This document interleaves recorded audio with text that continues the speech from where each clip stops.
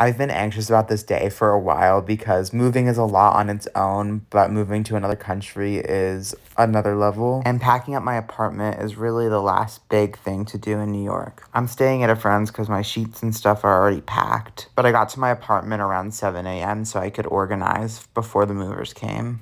I used Piece of Cake moving and storage to pack up my furniture and kitchen supplies, and they were so great. Everyone just had the best attitude. They were so helpful and upbeat, and they literally would not let me lift a finger.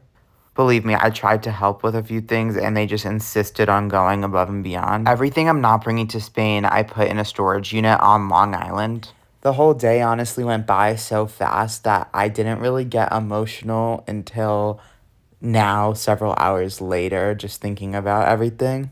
Piece of Cake made the day go so smoothly. I highly, highly recommend them, genuinely from the bottom of my heart.